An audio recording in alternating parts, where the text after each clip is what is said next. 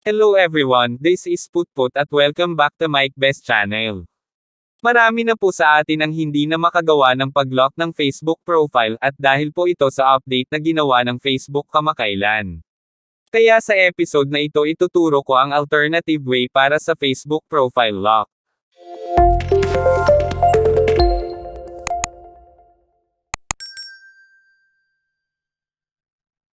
Bago tayo magsimula, kung hindi ka pa nakakapag-subscribe sa channel na ito, huwag mong kalilimutan mag-subscribe at i-click ang bell button para ma-notify ka kung meron tayong mga bagong video tulad nito. Ano ang alternative way na tinutukoy natin para sa Facebook profile lock? Kung hindi available sa atin ang pag-lock ng ating Facebook profile, mayroong ibang privacy settings na inire-recommend ang Facebook upang ma-set ang privacy ng ating profile na halos katulad ng Facebook profile lock. Ano ang pagkakaiba o pagkakatulad ng profile lock feature sa mano-mano na pag-set ng privacy sa ating profile? Una, only friends will see the photos, posts and stories on your profile. Pangalawa, any posts you have shared in the past to public will change to friends. Pangatlo, profile review and tag review will be turned on. Pang-apat, only a portion of about info will be visible to everyone. Panglima, makikita ng mga friends of friends ang mga nakatag na post sa ating profile. Pang-anim, pwedeng ma-open at ma-view ng full size ang cover photo at profile photo. At pang-pito, makikita ng mga hindi friends ang photos sa album kung ikaw ay isang contributor.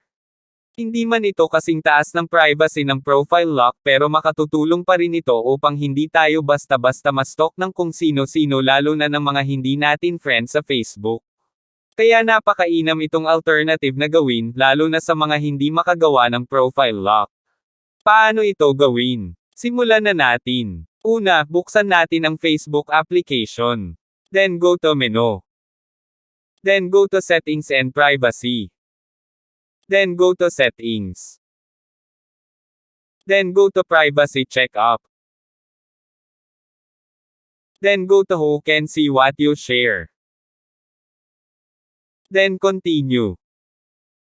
Dito sa profile information, lahat ng settings dito ay pwede natin i-set sa friends or only me. Nasa inyo na po yun kung friends or only me ang inyong pipiliin, basta wag po natin i-set sa public. Then next. Dito naman sa posts and stories, lahat ng settings dito ay pwede natin i-set sa friends or only me. Nasa inyo na po yun kung friends or only me ang inyong pipiliin, basta wag po natin i-set sa public. Then, dito sa limit past posts, piliin natin ang limit. Then select limit. Ibig sabihin, lahat ng mga naipost natin na naka-public or naka-friends of friends ay magiging friends na lang ang makakakita. Then next. Dito naman sa blocking, pwede po tayong mag-add ng mga gusto natin na i-block na Facebook users, at pwede din natin makita ang mga na-block natin.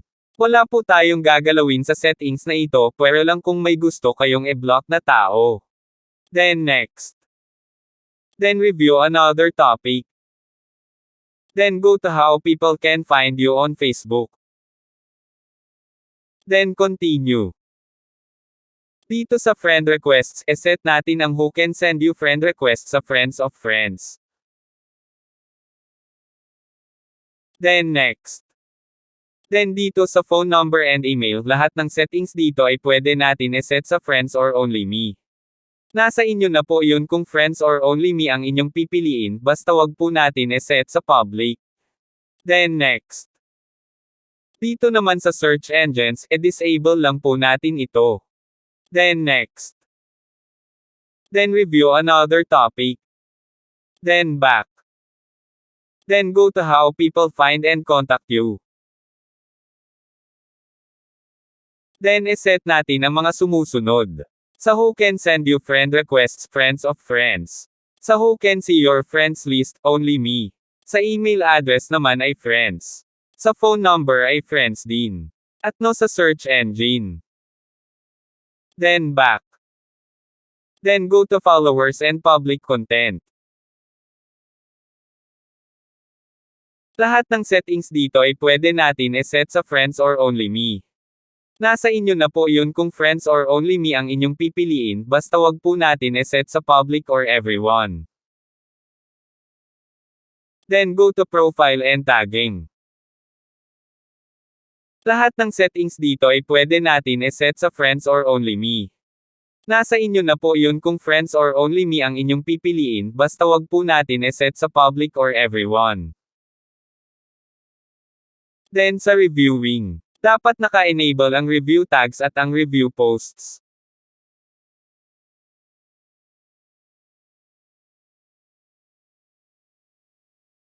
Then back.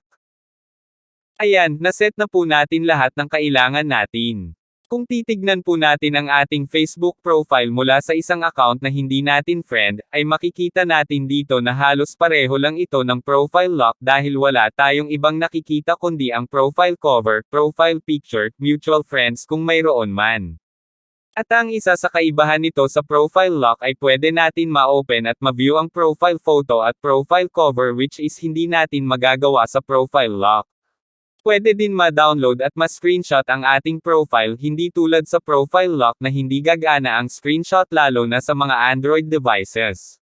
Kung mapapansin po natin dito sa suggestion ng Facebook para sa alternative method ng profile lock ay mayroong profile picture guard. Ang profile picture guard ay isang paraan upang hindi ma-download at hindi ma-screenshot ang ating profile picture. Ngunit hindi na ito gumagana at hindi na ito available dahil pinalitan na ito ng profile lock. Pero may isang method upang mapagana natin ang profile picture guard. At yun ang ituturo ko sa susunod na episode, abangan nyo po. Sana po may natutunan po kayo sa episode na ito. Tulad ng sabi ko po kanina, hindi man ito kasing taas ng privacy ng profile lock, pero makatutulong pa rin ito upang hindi tayo basta-basta ma-stalk ng kung sino-sino lalo na ng mga hindi natin friends sa Facebook. Kaya napakainam itong alternative na gawin, lalo na sa mga hindi makagawa ng profile lock. Wait, teka lang. Sabi ng YouTube Analytics sa channel ko ay 70% ng nanonood ng mga video ko ay hindi pa nakasubscribe. Sana po mag-subscribe kayo. Libre naman po ang pag-subscribe. Kaya kung nakatulong sa'yo ang episode na ito at hindi ka pa nakakapag-subscribe sa channel na ito, wag mong kalilimutan mag-subscribe at i-click ang bell button para ma-notify ka kung meron tayong mga bagong video tulad nito. Kung gusto nyo po maging updated sa mga video at tips at tricks ng channel na ito, wag nyo po kakalimutan i-follow ang Facebook page na Mike Best Tech Talk para updated po kayo sa lahat na i-upload namin. Don't forget to like and share. Salamat sa panonood, kita-kits sa susunod na video, paalam.